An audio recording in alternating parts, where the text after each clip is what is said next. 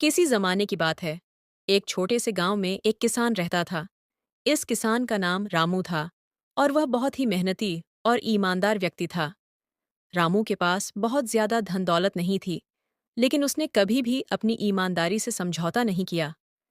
गांव के लोग उसकी ईमानदारी की मिसाल दिया करते थे। उसकी पत्नी सुमन भी उसी की तरह सादगी पसंद और सच्चाई पर विश्वास रखने वाली थी। एक दिन रामू अपने खेत में काम कर रहा था। वह सुबह सुबह ही उठकर खेत में हल चलाने चला गया था। उस दिन रामू की किस्मत ने उसे कुछ ऐसा दिखाया जो उसने कभी सोचा भी नहीं था। रामू हल चला रहा था जब अचानक उसकी नज़र एक चमकती हुई चीज पर पड़ी। वह थोड़ा अचंभित हुआ और सोचने लगा कि यह क्या हो सकता है। अरे, ये क्या है? ये चमकता हुआ क्या है? रामू ने देखा कि हल चलाते समय एक चमचमाती चीज मिट्टी से बाहर निकल आई थी। उसने उसे उठाकर देखा। हे भगवान, ये तो सोने की थैली है। इसमें जरूर बहुत सारा धन होगा, पर यह मेरी नहीं है। मुझे इसे इसके असली मालिक को लौटाना चाहिए। रामू की ईमानदारी ने उसे सही मार्ग दिखाया। थोड़ी देर के लिए उसके मन में यह ख्याल आया कि वह इस थैली को अपने पास रख ले, लेकिन उसने तुरंत उस विचार को त्याग दिया। नहीं, यह गलत होगा। यह धन मेरा नहीं है और मुझे इसे छुपाने का कोई हक नहीं है। भगवान ने हमेशा मेरी मेहनत का फल दिया है। मैं गलत रास्ता क्यों चुनूं? रामू ने सोने की थैली को अपने कपड़े में बांधा और गांव के मुखिया ठाकुर साहब के घर की ओर चल पड़ा। रास्ते में उसे गांव के कई लोग मिले, जिन्होंने उससे पूछा कि वह कहाँ जा रहा है। रामू भाई, तुम इतनी जल्दी जल्दी कहाँ जा रहे हो? भाई, मुझे एक जरूरी काम है, बाद में बताऊंगा।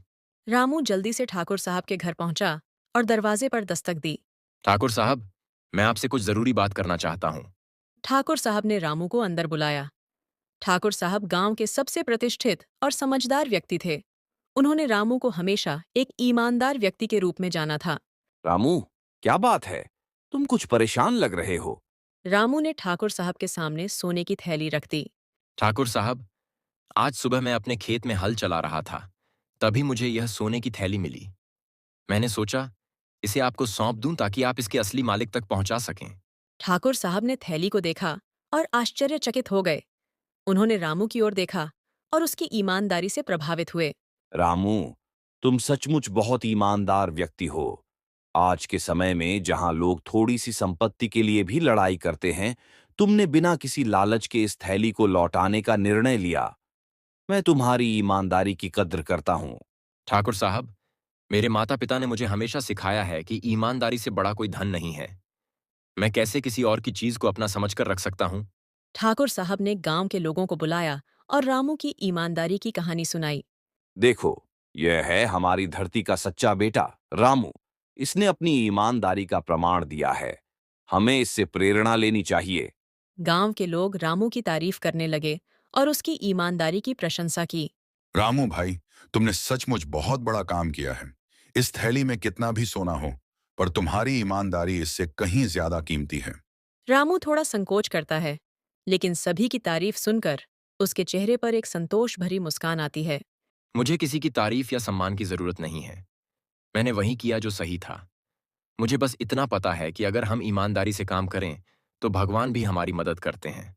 रामू की पत्नी सुमन, जो यह सब सुन रही थी, गर्व से भर उठी। मैं तुम पर गर्व करती हूँ रामू। तुमने हमारे परिवार का नाम रोशन किया है। कुछ दिनों बाद गांव के बाहर से एक धनी व्यापारी आया।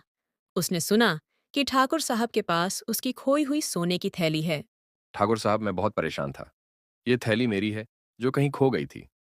मैं इसे वापस पाने के लिए बहुत खोजबीन कर रहा था। ठाकुर साहब ने रामू को बुलाया और व्यापारी से मिलवाया।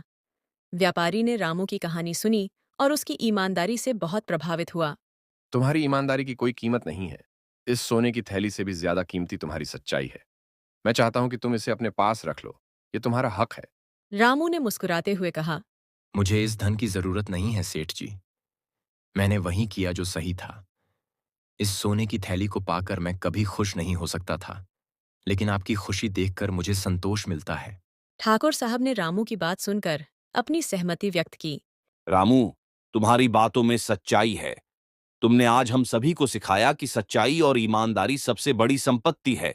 व्यापारी ने जोर देकर कहा कि रामू को कुछ इनाम तो मिलना ही चाहिए।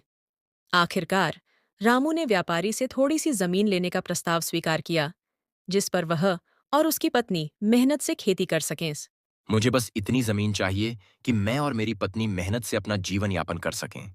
व्यापारी ने खुशी खुशी जमीन का टुकड़ा रामू को दे दिया और गांव वालों ने मिलकर उसकी खुशी में भाग लिया। रामू भाई, तुमने सचमुच साबित कर दिया कि ईमानदारी से बड़ा कोई धन नहीं। तुमने हमें सबक सिखाया है कि सच्चाई की राह पर चलना ही सच्चा सुख है। रामू और सुमन ने उस जमीन पर मेहनत की और अपनी फसलें उगाईं। उनके जीवन में समृद्धि आई, लेकिन उन्होंने कभी अपनी सादगी और ईमानदारी नहीं छोड़ी। इस कहानी से हमें यह सीखने को मिलता है कि ईमानदारी सबसे बड़ी संपत्ति है। चाहे कोई व्यक्ति धनवान हो या न हो, लेकिन अगर वह ईमानदार है तो वह समाज में सबसे ज्यादा सम्मान और सच्ची खुशी प्राप्त करता है। सच्चाई और ईमानदारी से न केवल दूसरों का भरोसा जीत सकते हैं, बल्कि अपनी आत्मा को भी संतोष मिलता है। इस कहानी में रामू ने ये सिद्ध किया कि सही राह पर चलने से ही जीवन में सच्ची समृद्धि और सुख प्राप्त होता है।